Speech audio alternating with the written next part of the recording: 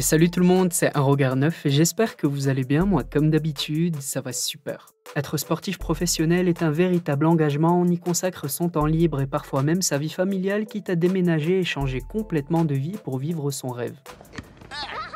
Je vais devenir pro. Oh oh ouais. Mais malheureusement, la vie est parfois bien plus compliquée, il y a des paramètres que l'on ne peut pas gérer. Alors de joueurs de foot à basketteurs en passant par des boxeurs, on part ensemble à la découverte de 9 sportifs devenus ou anciennement prisonniers. C'est parti. Avant de commencer, n'hésitez surtout pas à vous abonner et activer la petite cloche des notifications pour ne rien rater des prochains sujets. Je publie aussi chaque jour des anecdotes insolites sur Instagram et j'essaie de répondre au maximum de messages, alors je compte sur vous pour aller y jeter un coup d'œil, tous les liens sont dans la description. Numéro 1. On commence la vidéo avec un ancien attaquant de l'OM, Koké.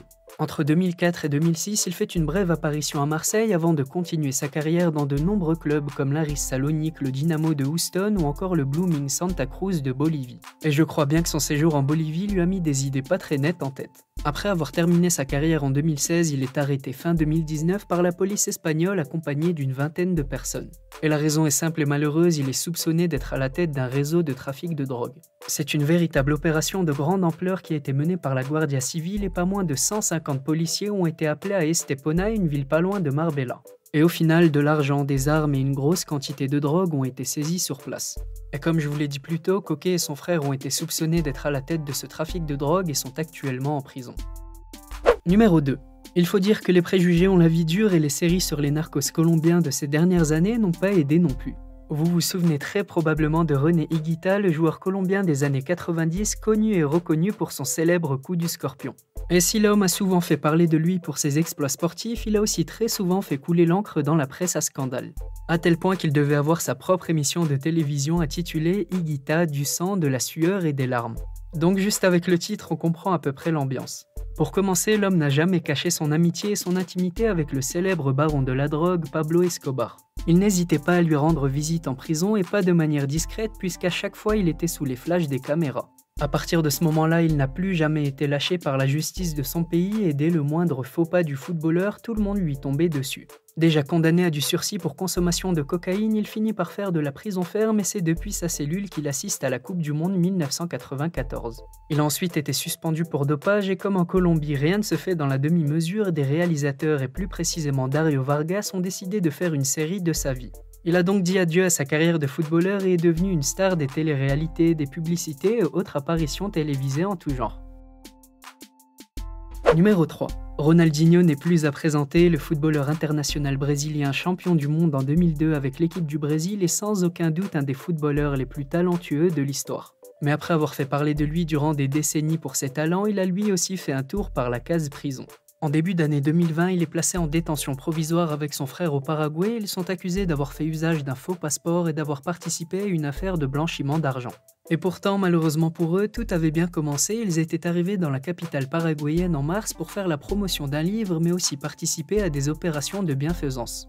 Mais plus tard, l'ancien joueur du PSG et du Barça est arrêté et malgré le fait qu'il a été surpris en flagrant délit, il a quand même démenti. Malgré tout, la justice du Paraguay est intransigeante et décide d'emprisonner les deux frères en attendant que lumière soit faite sur cette affaire. Ronaldinho a dit dans une interview que cette période a été un véritable coup dur pour lui et il a expliqué qu'il n'avait jamais imaginé traverser une telle situation. Mais comme on dit, une légende ne meurt jamais et une fois arrivé dans l'une des prisons les plus sécurisées du pays, il a été accueilli comme un héros. Il a dit que jouer au football, signer des autographes et faire des photos faisait partie de sa vie et donc il n'y avait aucune raison pour arrêter de le faire en prison. Numéro 4. Bon, assez parlé de football, on change de décor pour parler un petit peu de basketteur. Cette fois-ci, ça concerne un ancien joueur des Lakers entre 2009 et 2011 et pas n'importe lequel, il s'agit de Shannon Brown, 2 fois champion de la NBA aux côtés du regretté Kobe Bryant. Si sa carrière était pratiquement sans faute et même plutôt discrète, sa retraite a été malheureusement beaucoup moins joviale. Après un moment personnel difficile durant lequel il passe par un divorce, il finit derrière les barreaux. Tout le monde sait que les cambriolages aux États-Unis sont monnaie courante, bien plus répandue qu'en France et malheureusement, la plupart du temps, ça se termine très mal. Et cette théorie a encore une fois été vérifiée, Shannon a été arrêté pour avoir tiré plusieurs coups de feu sur 2 individus qui sont entrés par effraction dans sa maison. Bien sûr, il clame la légitime défense et dit qu'il a fait ça pour se protéger, mais cet incident lui a quand même valu un passage en prison. Numéro 5.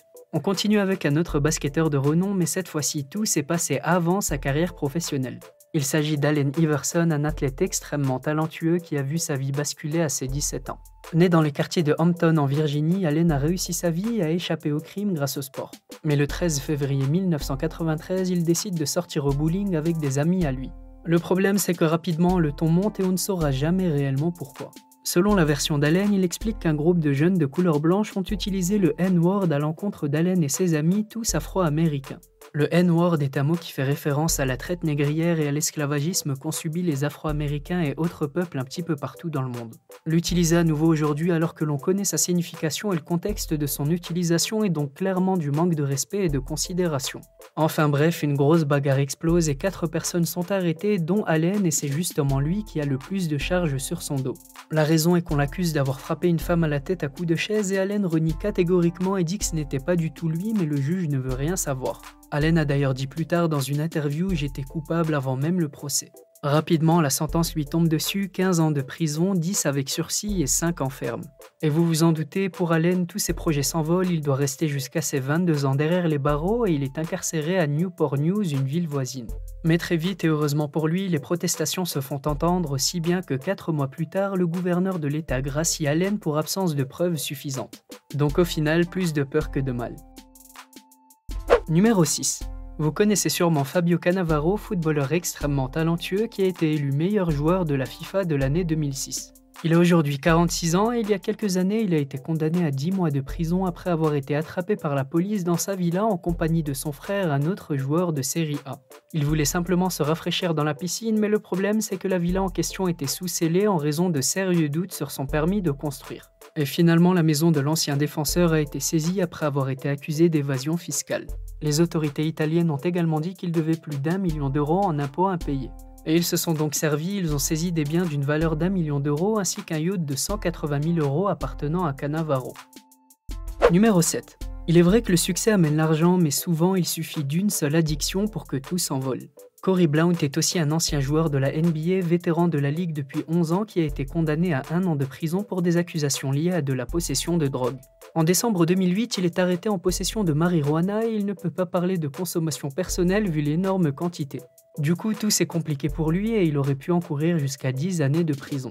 Heureusement, le joueur a été coopératif, il a plaidé coupable de ce dont on l'accusait et ça l'a bien sauvé.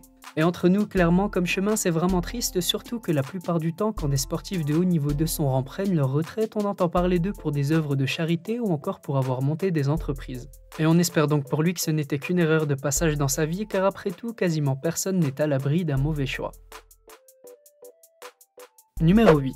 Denis Berinchik est un boxeur ukrainien de 32 ans aujourd'hui et invaincu dans sa carrière avec 14 combats et 14 victoires. Lorsqu'il était mineur et qu'il avait à peine 15 ans, il voulait gagner de l'argent et il mettait en pratique une de ses compétences préférées, la bagarre. Il se battait avec des gens et lui et ses amis en profitaient pour leur voler leurs affaires et leurs téléphones. Et finalement, ils se sont fait attraper et Denis a fait un séjour en prison. Bon, heureusement, il regrette, il était jeune et il a seulement passé 2 mois dans une prison pour mineurs. Aujourd'hui, il surprend ses fans avant chaque combat avec des entrées étonnantes comme sur un cheval en étant enchaîné ou même tout en orange, déguisé en prisonnier et accompagné par la police.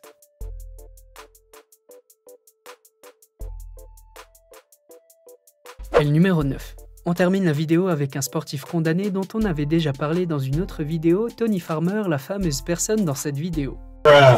Alors qu'il avait un énorme talent et qu'il était dans le viseur de gros clubs et recruteurs de basketball quand il était à l'université, Tony Farmer est reconnu coupable de faits de cambriolage, d'agression, de kidnapping et d'intimidation. Les caméras de surveillance du bâtiment de son ex-petite amie l'avaient filmé en train de la traîner en la tirant par les cheveux. Et paradoxalement, son ex-petite amie a elle-même demandé à la juge de se montrer clémente envers Tony et de ne pas l'envoyer derrière les barreaux, mais c'était peine perdue puisque la sentence est tombée et il s'est pris 3 ans de prison. C'est justement pour ça qu'il s'est évanoui en apprenant le verdict. Comme vous le savez, quand on est un jeune joueur avec de l'avenir dans le milieu du basketball, 3 ans de prison ça brise totalement nos espérances et malgré son retour sur les parquets à la fin de sa peine, il n'a jamais pu relancer totalement sa carrière. C'était tout pour moi la team Regard 9 et j'espère comme d'habitude que cette vidéo vous a plu. Si c'est le cas, n'hésitez surtout pas à laisser un petit pouce bleu, à me donner vos avis en commentaire et à vous abonner si ce n'est pas déjà fait. Comme je vous l'ai dit plus tôt, je suis également sur les réseaux sociaux et particulièrement sur Instagram, alors je compte sur vous pour aller y jeter un coup d'œil, le lien est dans la description. Sur ce, on se dit à très bientôt pour une toute nouvelle vidéo, prenez soin de vous, portez-vous bien et à la prochaine.